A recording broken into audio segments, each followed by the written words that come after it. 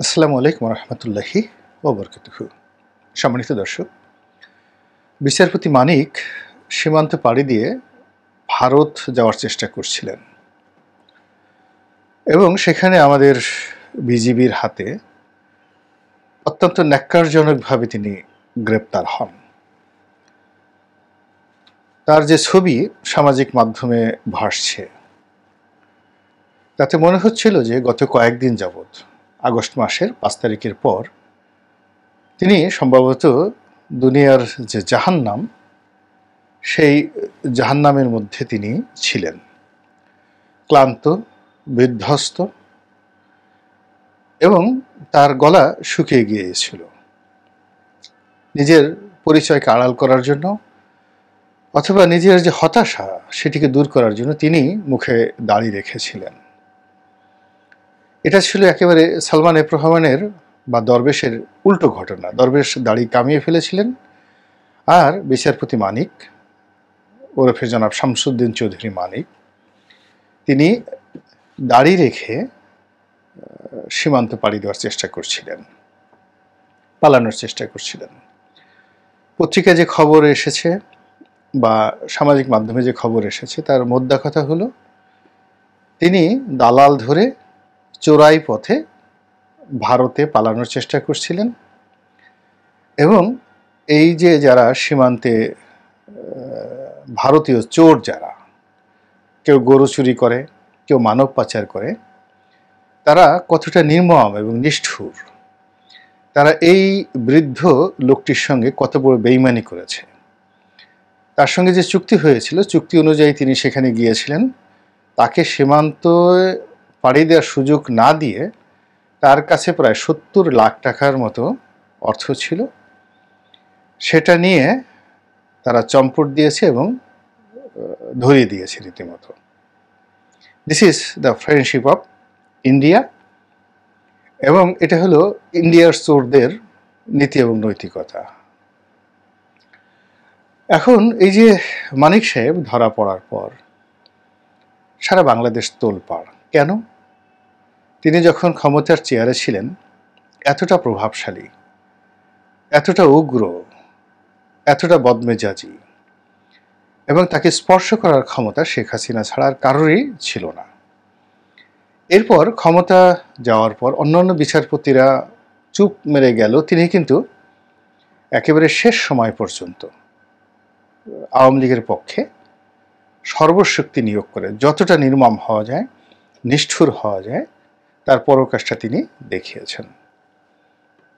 একেবারে সবার শেষে দুটো টকশোর কারণে তিনি ভীষণ রকম নিন্দিত হয়েছেন এবং তার জীবন রীতিমতো বিপর্যস্ত হয়ে পড়েছে। দুর্ভাগ্য কিংবা সৌভাগ্য, এই দুটো টকশোতেই আমি তার সঙ্গে ছিলাম। একটি টকশো ছিল এটিএন নিউজে, এবং সেটি মানে নিদারুণভাবে ভাইরাল হয়ে পড়ে। সেখানে তিনি আন্দোলনকারীদেরকে অকথ্য এবং অশ্লীল ভাষায় গালাগাল দেন। কয়েকজন ইসলামিস্ট লিডার বা স্কলার তাদেরকে নিয়ে খুব বাজে মন্তব্য করেন, এবং ওই টকশোটি যখন খুব ভাইরাল হয়ে যায় তার মধ্যে এই ভাইরাল হওয়ার আকাঙ্ক্ষা জাগে। তিনি বলতে গেলে চ্যানেল আইকে পারসিউ করে আরেকটি টকশোর আয়োজন করেন এবং তিনি আমাকে গেস্ট হিসেবে নেওয়ার জন্য চ্যানেল আইকে তিনি অনুরোধ করেন, যেটা আমি পরে বুঝেছি। এর কারণ হলো যেই তারিখে এই টকশোটি হয়েছিল তখন পর্যন্ত সরকার খুব যাকে বলে ক্ষমতায় আছে এবং সরকার পড়ে যাওয়ার কোনো সম্ভাবনা তৈরি হয়নি। আর বিচারপতি মানিকও সরকারের এতটা প্রভাবশালী যে তাকে মোকাবেলা করার মতো ক্ষমতা তখন কোনো মিডিয়ারই ছিল না। তা আমি যখন গেলাম, আমি প্রথমেই প্রমাদ গুনলাম। সেখানে গিয়ে প্রমাদ গুনলাম যে তিনি অসুস্থ হয়ে পড়েছিলেন মানসিকভাবে, শারীরিকভাবে। এর কারণ হলো তিনি চ্যানেল আইতে আসার আগে সম্ভবত অবরোধের মুখে পড়েছিলেন। ছাত্র বন্ধুরা যারা আন্দোলন করছিলেন তারা হয়তো তাকে চিনতে পারেননি, কিন্তু তিনি ঘেরাওয়ের শিকার হয়েছিলেন। প্রায় 2 ঘন্টা অবরুদ্ধ অবস্থায় ছিলেন। এই পুরো সময়টা তার ডায়াবেটিক্স থাকার কারণে তিনি প্রায় একেবারে জ্ঞান হারানোর মতো অবস্থা তার হয়েছিল এবং তিনি যখন টিভি স্টেশনে আসলেন দেখলাম যে তার সারা শরীর ঘামিয়ে গেছে এবং তার পাঞ্জাবি পোশাক আশাক সব কিছু একদম ঘামে চুপচুপ করছে। তা আমি এই কয়েকদিনে বেশ কয়েকটা টক শোতে তার সঙ্গে আমার যে পরিচয়ের কারণে তার সাথে আমার একটা চলনসই সখ্যতা তৈরি হয়েছিল। ব্যক্তিগতভাবে তার যে আচরণগুলো কোর্টের বাইরে এটা অবশ্যই নিন্দিত, কিন্তু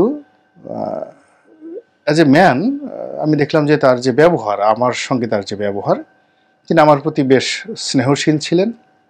এবং আমি যখন জেলে গিয়েছিলাম 2013 সনে, তখন আমি শুনেছি যে বেশ কয়েকজন বিচারপতি, বেশ কয়েকজন সিনিয়র আইনজীবী তাদেরকে তিনি বলেছেন যে রনি সাহেব এখন যেভাবে রাষ্ট্র তার পিছনে লেগেছে, আমরা যদি তাকে সাহায্য না করি, বিচার বিভাগ থেকে সাহায্য না করি, তাহলে দরবেশ থেকে মেরে ফেলবে সালমান। আমি এই কথাটা শোনার পরে আমি যখন জেল থেকে বের হওয়ার পর বেশ কয়েকজন লোকের কাছে শুনলাম যে শামসুদ্দিন চৌধুরী মানিক আমার ব্যাপারে এই কথা বলেছেন। তখন সঙ্গত কারণে তার প্রতি আমার একটা অনুরাগ তৈরি হয়। ফলে তার আচরণ, ফ্যাসিবাদী সরকারের পক্ষে তার খুব শক্ত অবস্থান, আরও অনেক কিছুর পরেও যেহেতু ব্যক্তিগতভাবে তিনি আমার দুঃসময়ে এই কথাগুলো বলেছেন, ফলে আমার তার প্রতি একটা সফট কর্নার ছিল। তো যখন আমি তার সঙ্গে কোনো টক শোতে গেলাম, তখন ওই কারণেই অন্য সবার মতো আমি তার সঙ্গে উগ্র আচরণ করতে পারিনি। আমি অনেকটা মাইল্ড ছিলাম। দুটো টক শোতে, সবগুলো টক শোতে মাইল্ড ছিলাম। দ্বিতীয় আরেকটি কারণ ছিল যে তিনি মনে প্রাণে সালমান এফ রহমানকে ঘৃণা করতেন এবং তার যত লিঙ্ক ছিল আওয়ামী লীগের মধ্যে, পুরো লিঙ্কটিকে তিনি ব্যবহার করেছেন সালমানের বিরুদ্ধে। এটা আমি জানতাম এবং তার কথায় তিনি 10টা কথা বললে 8টাই তিনি সালমানকে গালি দিতেন, আনিসুল হককে গালি দিতেন। তো এটাও আমার কাছে মনে হতো যে ঠিক আছে, মানে একজন শত্রু পাওয়া গেলে অসুবিধাটা কি। এরপর আরেকটা ব্যাপার ছিল যে আইন অঙ্গনে আমার অনেক পরিচিত জন, যেমন আমাদের ওয়াহিদুজ্জামান চান, কুমিল্লা নোয়াখালী বিশ্ববিদ্যালয় বা কুমিল্লা বিশ্ববিদ্যালয়ের বোধহয় তিনি ভাইস চ্যান্সেলর ছিলেন, ঢাকা বিশ্ববিদ্যালয়ের অধ্যাপক, আমাদের ডিপার্টমেন্টের বড় ভাই। তার স্ত্রী অধ্যাপিকা জিনাত হুদা, খুব ভাইরাল, দেখবেন যে ঢাকা বিশ্ববিদ্যালয়ের এই আন্দোলনের সময় তিনি খুব ভাইরাল হয়েছেন, শিক্ষকদের আন্দোলন, আর এর আগে সরকারের পক্ষে কথা বলে এই ভদ্রমহিলা ভাইরাল হয়েছেন। ইনি এই জিনাত হুদা হলো আপনার এই শামসুদ্দিন চৌধুরী মানিকের ভাগ্নি। আরেকজন লোক আছেন এখন হাইকোর্টের বিচারপতি, সুনামগঞ্জ বাড়ির জাফর আহমেদ, এরকম নাম আর কি। তো উনিও, ওনার স্ত্রীও শামসুদ্দিন চৌধুরী মানিকের ভাগ্নি এবং জাফর সাহেব আমাদের, আমি যেহেতু লয়ের সাথে একই ডিপার্টমেন্টে আমরা পড়াশোনা করেছি, তো এই সুবাদে মানে এই কথাবার্তা যখন হতো যে একই পরিচয়ের বলয়ের মধ্যে আর অনেকের সঙ্গে শামসুদ্দিন চৌধুরীর আত্মীয়তা থাকার কারণে আলোচনার মধ্যে ইচ্ছা করলে সেখানে মানে একটা ওই ঠিক বৈরিতার সম্পর্কটা করা যায়নি। তা আমি যখন তার সঙ্গে টক শোতে গেলাম, অনেকে আমাকে বলেছেন যে আপনি কেন উগ্র হলেন না। তাই বললাম যে আসলে কারোর সাথে মেসেজ দেওয়ার জন্য বা কোনো কথা বলার জন্য উগ্রতার প্রয়োজন হয় না। এবং যারা আমার এই টক শোগুলো দেখেছেন যে আমিও খুব ঠান্ডা মাথায় তাকে যেভাবে বলেছি, তারপরে তাকে যেভাবে মোকাবেলা করেছি, এটাই আমার আসলে একটা স্টাইল এবং আমি এর বাইরে আমি যেতে পারি না। সে যখন বারবার রাজাকারের বাচ্চা বলছিলেন, বা ওই যে মেয়েটা দীপ্তি নামক যে মেয়েটা, সেই মেয়েটার সঙ্গে বারবার আচরণ করছিলেন, পরিস্থিতিটা এমন এক পর্যায়ে চলে গিয়েছিল সেই টক শোতে যে আমি যদি না হয়ে ওখানে অন্য কেউ থাকতেন, তাহলে সেখানে ওই স্টেশনে হাতাহাতি শুরু হয়ে যেত। এবং ওই দিনের যদি অপ্রীতিকর ঘটনাটা ঘটতো, যে সেই মেয়েটা মারাত্মক বিপদে পড়তেন এবং চ্যানেল আইয়ের যারা কর্তা ব্যক্তি তারাও বিপদে পড়তেন, কেননা তখনও পর্যন্ত শামসুদ্দিন চৌধুরী মানিকের যে ক্ষমতা, এটি একেবারে শীর্ষবিন্দুতে। ফলে ওই মেয়েটা যদি লাইভের মধ্যে উগ্রতা প্রকাশ করতেন, এবং মেয়েটা যেহেতু বয়স অল্প, 22-23 বছর বয়স মাত্র, তো দীপ্তি আমার মেয়ের সাথে অনেক ছোট। তো যাই হোক, আমি যখন দেখলাম যে মেয়েটা নিয়ন্ত্রণ করতে পারছে না, বারবার শুধু সে রেগে যাচ্ছে, আমি ঘুরিয়ে ফিরে আমি আমার দিকে নিয়ে আসলাম এবং আমি ঠিক অনুষ্ঠান চলাকালীন সময় যেন কোনো অবস্থাতেই অপ্রীতিকর কোনো ঘটনা না ঘটে, এই জন্য আমি চেষ্টা করেছি পরিস্থিতি স্বাভাবিক রাখার জন্য। কিন্তু অনুষ্ঠান যখন শেষ হলো, তখন আমি সঙ্গতির কারণে, যেহেতু তার সঙ্গে আমার একটা ভালো সম্পর্ক গড়ে উঠেছিল কয়েকদিনে, তা আমি বললাম যে, মানিক ভাই, আপনি মেয়েটার সঙ্গে একটু ভালো ব্যবহার করেন, একটু হাসি মুখে কথা বলেন।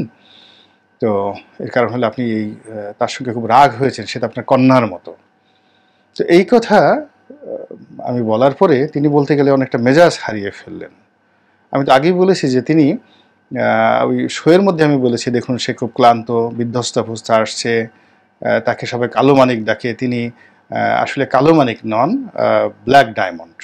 আওয়ামী লীগের সেই ব্ল্যাক ডায়মন্ড সবচেয়ে দামি যে হিরো, এবং তিনি মানসিকভাবে এতটা বিপর্যস্ত ছিলেন, আমি যে তাকে নিয়ে ঠাট্টা করছি এটাও যদি তিনি বুঝতে পারতেন, তাহলে তিনি আমার সঙ্গে খারাপ আচরণ করতেন। তারপর আমি তাকে বলেছি, ওই টকশোর মধ্যে বলেছি যে, মানিক সাহেব যে ভয়ের মধ্যে আছেন, আজ যদি আওয়ামী লীগ সরকারের পতন হয় তাহলে তাকে কুটি কুটি করে কেটে ফেলবে এবং তাকে মেরে ফেলবে, এবং এই আতঙ্কে তিনি রীতিমতো অস্থির হয়ে আছেন, এবং অস্থিরতার কারণে তিনি আপনার সঙ্গে, দীপ্তিকে বললাম যে আপনার সঙ্গে এই ধরনের আচরণ করছেন। এগুলো আমি লাইভে বলে তাকে কুল করার চেষ্টা করেছি। তো যাই হোক, সেই দিনের মতো পরিবেশ এবং পরিস্থিতি শান্ত ছিল, এবং অনুষ্ঠানের পরে যে ভিডিও ক্লিপটি, এটি কী করে যেন প্রকাশিত হয়ে যায়। এটা ওই চ্যানেল আইয়ের লোকজন পড়ে, এবং বিচারপতি মালিক যখন আবার পরে আপত্তি জানান, এটি আবার চ্যানেল আই কর্তৃপক্ষ ওটা সরিয়ে নেয়, কিন্তু এর মধ্যে এটা ভাইরাল হয়ে যায় রীতিমতো। তো যাই হোক, এখন সেই বিচারপতি মানিক ওরফে কালো মানিক, তিনি ধরা পড়েছেন। সিলেটের একটি অঞ্চল দিয়ে তিনি পালাচ্ছিলেন খুবই নির্মম এবং নিষ্ঠুরভাবে। নিয়তির পরিহাসে তিনি যে জালের মধ্যে আবদ্ধ হয়েছেন, এটি এই যুগে যদি কেউ না দেখত, তাহলে তার যে হাইকোর্টে দাপট এবং পরবর্তী সময় তার যে অহমিকা বোধ এবং তার যে আচরণ, তার সঙ্গে এই যে তার যে পতনের যে করুণ হাল, এটি কেউ মিলাতে পারত না। তিনি কেন পালাতে গেলেন আমার মাথায় আসছে না, এবং তার আত্মীয় স্বজন, আপনজন যারা বাংলাদেশে আছেন, তারা কেন তাকে এই ঘটনার চাইতে বরং সম্মানজনকভাবে তিনি যদি জেলে যেতেন, নিজের বাড়ি থেকে গ্রেপ্তার হতেন, এটা তার জন্য অনেক সম্মানজনক ছিল। কিন্তু যেভাবে তিনি পালাচ্ছিলেন এবং যেভাবে আসলে যারা ধরেছে তারা কেউ বুঝতে পারেনি যে বিচারপতি মানিক। যখন সে বলছে যে আমি মানিক, তখন অনেকে চিনে ফেলেছে। আপনি ভিডিওতে দেখবেন, আপনি সেই মানিক, কালা মানিক, ওই যে চ্যানেল আইতে দীপ্তির সাথে আপনি যে টকশো করেছেন, তাকে গালাগাল দিচ্ছিলেন, উনি আবার তখন ভিতর সন্ত্রস্ত হয়ে বলছিলেন যে হ্যাঁ, আমি তো মাপ চেয়েছি, আমি সেই মানিক। মানে এখানে আসলে অন্যান্য ক্ষেত্রে যে সন্দেহ থাকে যে আগে অনেকে গ্রেপ্তার করে তারপর তাকে প্রডিউস করা হয়, বিভিন্ন জায়গাতে ছেড়ে দিয়ে নাটক তৈরি করে তাকে গ্রেপ্তার করা হয়, যেটা আওয়ামী লীগ জমানা থেকে শুরু হয়েছিল, এবং ইদানিংকালে কিছু গ্রেপ্তার নিয়ে সেই আওয়ামী লীগ জমানার গ্রেপ্তারের কারণে অনেকে সেই সন্দেহ প্রকাশ করেন। তো এই মানিক সাহেবের ক্ষেত্রে সেই ঘটনাটা ঘটেনি।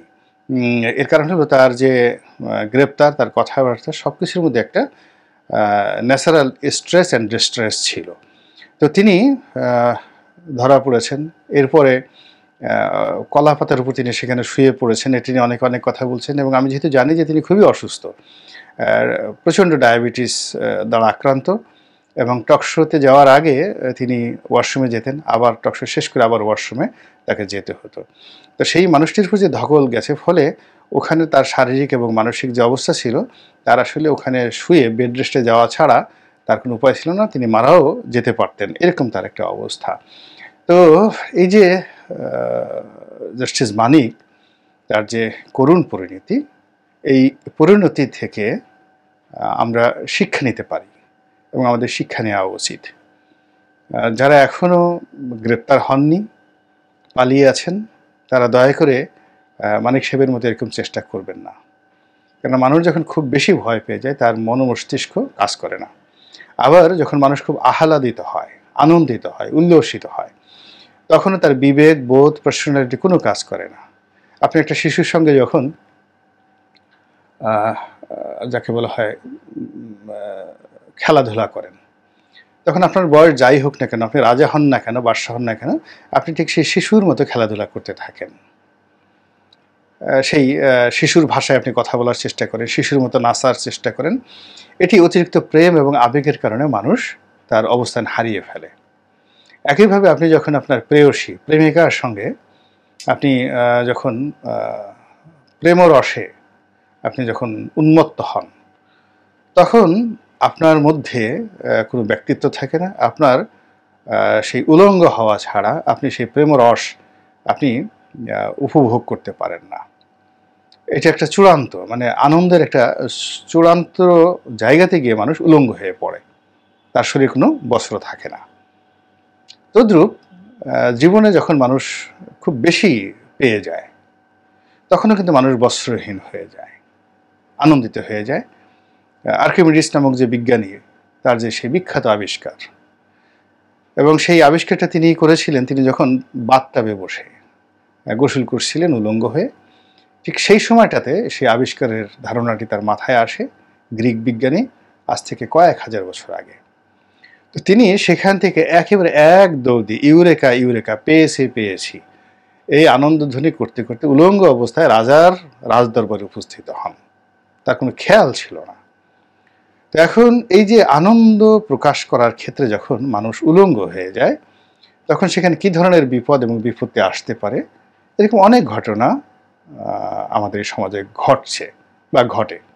তো কাজেই বিচারপতি মানিক অতিরিক্ত দুঃখের কারণে, বেদনার কারণে, ভয়ের কারণে তিনি যেমন তার কাণ্ডজ্ঞান সব হারিয়ে ফেলেছিলেন, এবং সেই অবস্থাতে তিনি আইনশৃঙ্খলা রক্ষাকারী বাহিনীর হাতে ধরা পড়েছেন। আবার এ দৃশ্য দেখে অনেকের যে উল্লাস, সেই উল্লাসের মধ্যে যেন উদগ্রতা প্রকাশ না পায়, এবং আমরা ঠিক এই ঘটনা সহ অন্যান্য ঘটনায় যারা খুব বেশি আনন্দিত এবং আহ্লাদিত হয়েছি, কোনো অবস্থাতেই যেন আমাদের যে বেশভাস, আমাদের যে সুরত, আমাদের যে ব্যক্তিত্ব এবং আমাদের যে অবস্থান, এটি যেন কোনো অবস্থাতেই হেয় না হয়ে যায়।